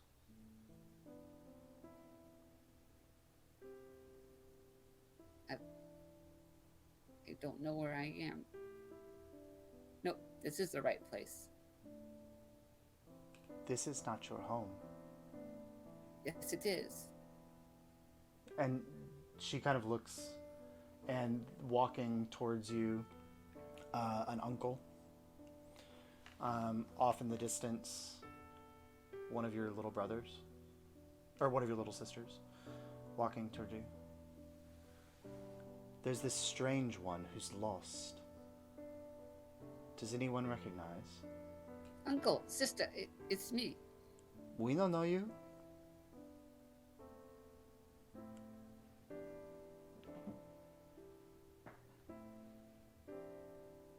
What? What do you mean you don't know me? This is not your home. It is my home. They look around again, and more familiar faces start, almost like appearing out of the shadows. You find yourself surrounded by dozens of members of your family. Let's see if my sister knows you. And she beckons. And you see kind of out of one of the houses in the village, 2 figures come out, and you see your mother and the consort that is named your father. And they come down. What is all of this? Nah, it's me. I'm home. Who are you? I'm Kaimana. I'm your son. I have no sons.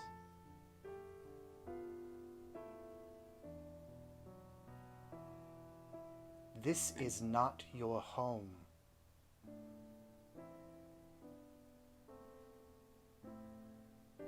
I'm going to run away now. Okay. You turn and run. You leave Yeah. the village. The moment you break the barrier of the village, you break and you feel your body stop and start to rise. and all of those faces that did not recognize you fading away into darkness. And then after a moment, you're in water again, and then you break the surface, and there's Mar and Saurus waiting. Ugh. Traumatic for you two? Can I tell that they're upset? Roll an insight.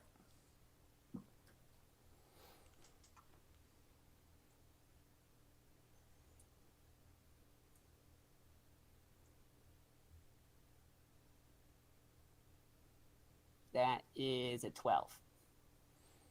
Yeah, I don't think they're. I think Mar might be hiding it a little bit. Saurus wears. He looks calm, but bothered. I'm gonna try to lift the mood a little bit.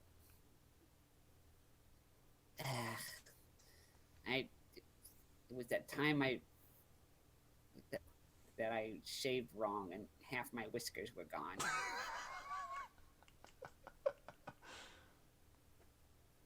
But how did your legs look? Oh no, I saw there was a sailor who did it, and I was trying to mimic him. You're muted, Mark.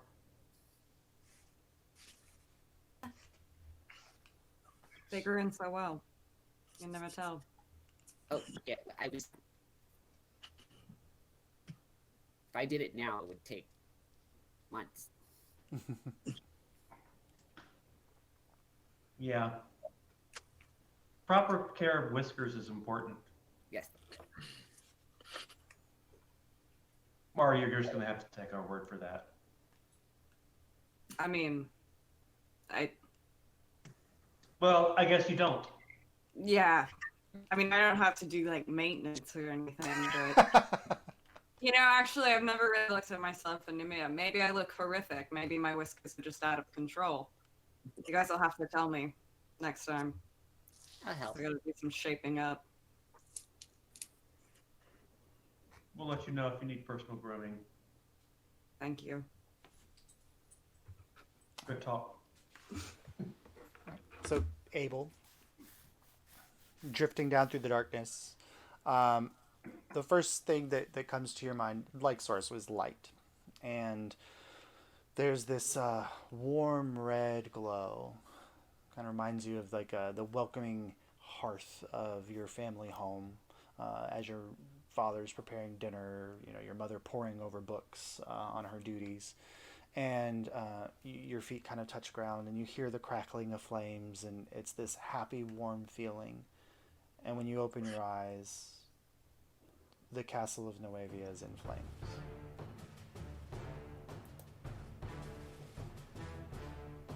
Is there anyone else in the Mage Tower with me? You're not in the Mage Tower. You're like in the courtyard area, and Oh. the flames are kind of licking around the whole first level. You see like the throne room area still looks untouched by flames. The Mage Tower is gone.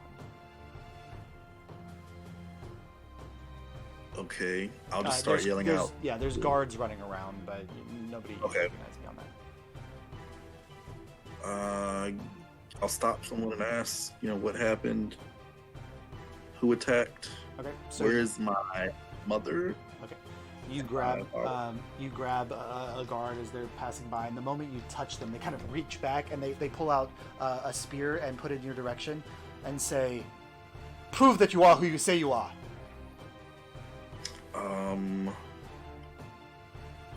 Would I have like a symbol or something that?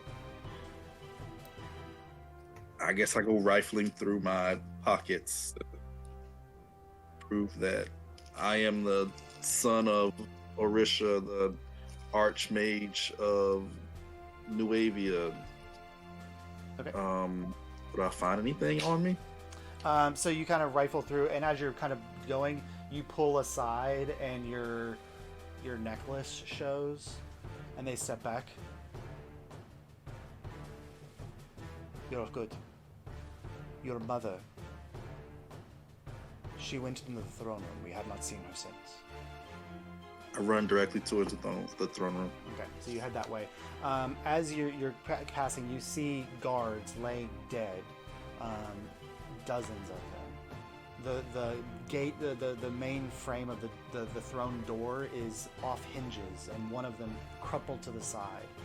The other one kind of hanging off its hinge, looks like it was blown out with maybe a spell or something else. And just in front of it, Blown piled out? like blown from the out from the inside, yeah. And crumpled in front of it, just bodies and bodies and bodies of the guard of Noavia. Okay. As I'm looking over the bodies, do I recognize anyone? No. Just guards. Not just guards. These are. I mean, Noavian lost guards. I mean, like, yeah, I mean, like, people that you saw every day in the castle, but just guards in the castle. Yeah. Okay, I'll go further in, and I'm looking for my mother. Okay. Or As you're entering into the throne room complex, there's kind of that hallway that heads out, and then it opens up into the larger kind of arrow-shaped throne room. And you hear the screaming and yelling of spell casting, and you see the flashing of lights and the explosion of bolts hitting the side and the ricocheting down, and there's a moment where you see lightning scatter down the hallway in front of you, and you recognize the voice doing the casting is your mother. I ready my force ballista. You reach And I for run it, and it's not there. Do I have any of my items or spell casting items on me? You have your tools, but you don't have any of your creations. Okay, so I'll get my Tinker's tool ready so I can cast whatever spells I need to run that way.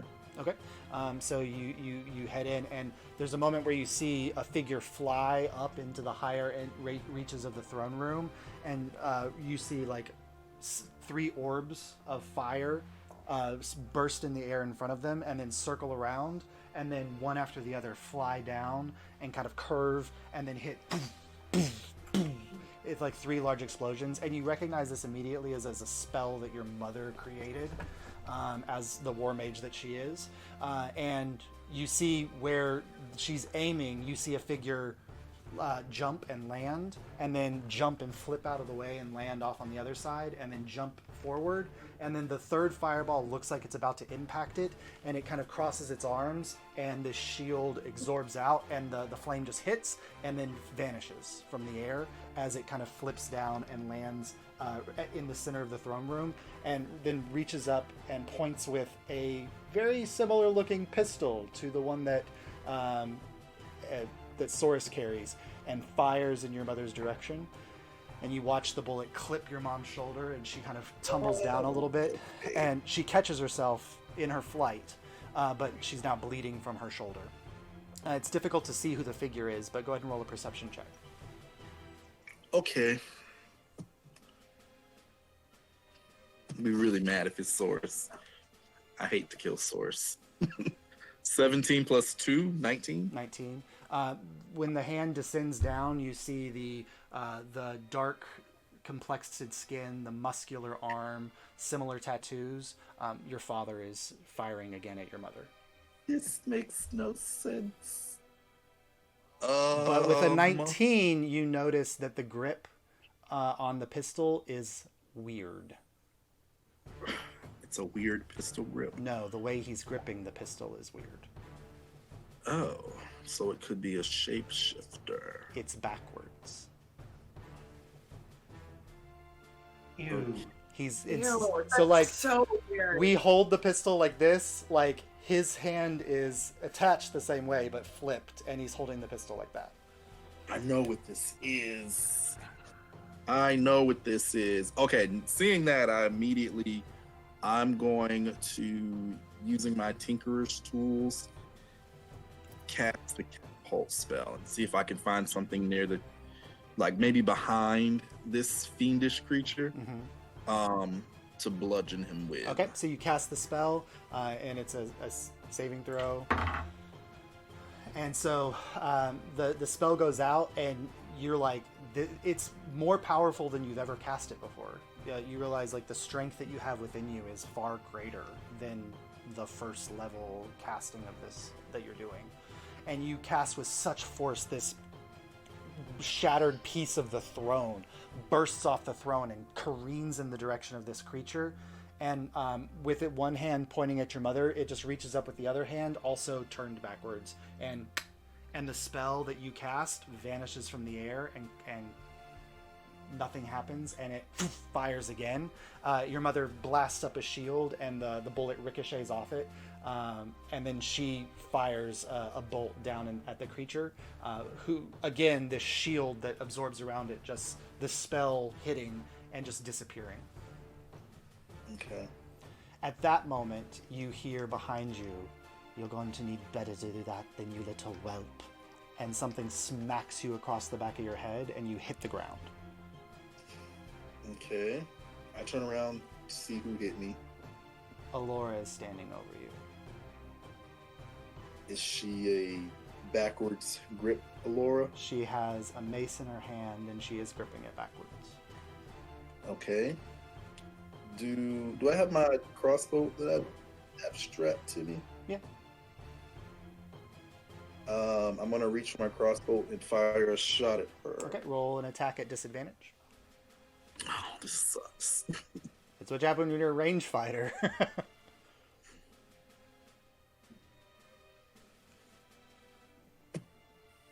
I don't know where any of my stuff is. It's a +3 to hit. Okay. A 19 +3. Oh, then it's disadvantage. Shit. I want to keep that first one. Oh, God. It's a 2 +3, a 5. So you go to shoot, and with her shield, she just knocks it out of the way, and then she pushes the shield down into your neck, not hard enough where you can't breathe, and then kind of leans down and turns your head sideways so that your vision is focused on this conflict that's happening between your mother and your father. And she leans down. "You should watch this."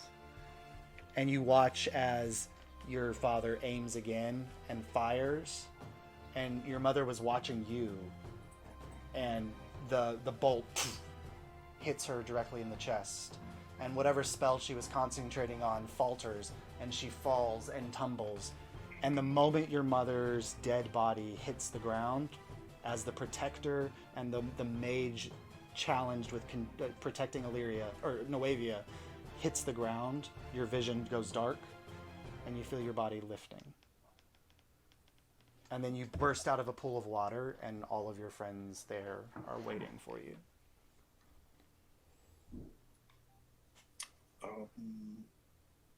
Welcome back.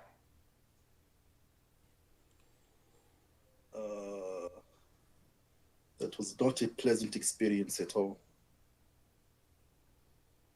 No.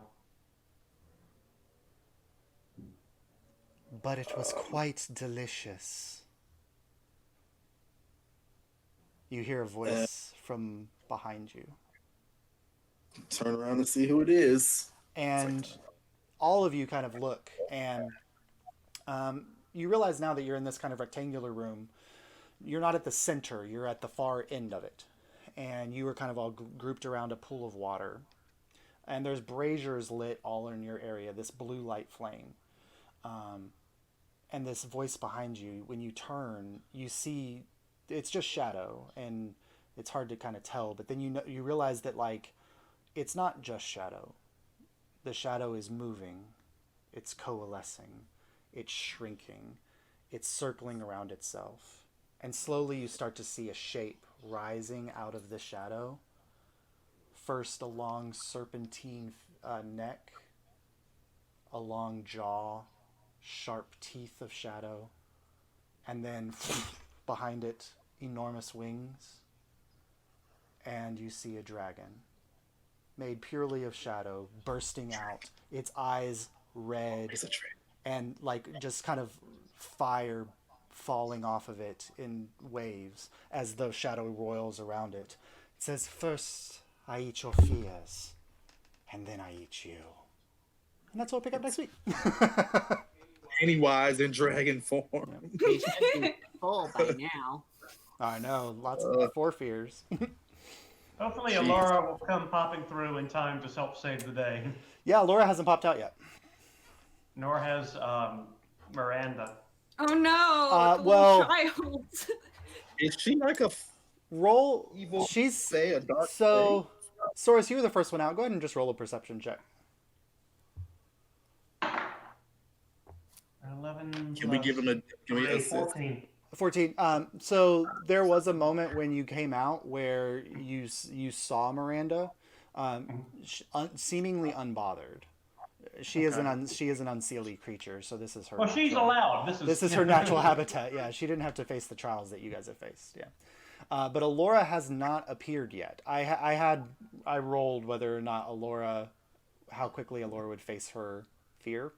She chose not to, so far. So she's currently not present. And by the way, I chose the name Miranda from Serenity. Oh, nice. So the very first time when you said her name, it's like Miranda. It's like it mimicked River's voice. It was Yes. like that's right. Perfect. I really deeply apologize to Kaimana because that is the second week in a row he has rolled he's gotten the super negative view of what's going on potentially in the Vanishing Isles. So because that happened to him last week too. It's fine. Yeah. I don't mean to We're just traumatize Kaimana. traumatized. Yeah. No, you got to get the pathos for the viewers. And it's Kaimana, so your heart just breaks. So. Yeah. Oh, I know. It's so hard. Yeah. It was not fun trying to figure out what the fears would be for you all. So. Mine was metal as fuck. Yeah. Yeah, don't lie. Yeah, I was like, As what soon is? as you saw yourself, it's like, no, she's supposed to bite her. She's Yeah. supposed to give herself the. Yeah, I was like, oh, what's Mars' greatest fear? Oh, she can't. She's gonna have to be a werewolf forever. No, Mars' greatest fear is that she makes other people werewolves. Yeah. Yeah. That's And Sora's Yeah. just like, okay, logic your way out of this. Okay, Josh, which way are we going here? Okay, first option, no, that didn't work. Second one, no, that didn't work. Okay. Mars was nightmares that the Order has a recruiting event and she Oh, has yeah. to be there. Mars' greatest fear is a social life. Originally So was every time party, Mar, you Surprise have birthday to party end for the Marlo. Yeah. I felt like Not with werewolves out. yeah, oh lord, I felt like with Soros it was like a situation where logic wouldn't suffice. Yeah. Yeah. Yeah. All right, good night, everybody. Yep. Night. See you all. All right, we'll have a nice one. Bye. Bye. Bye.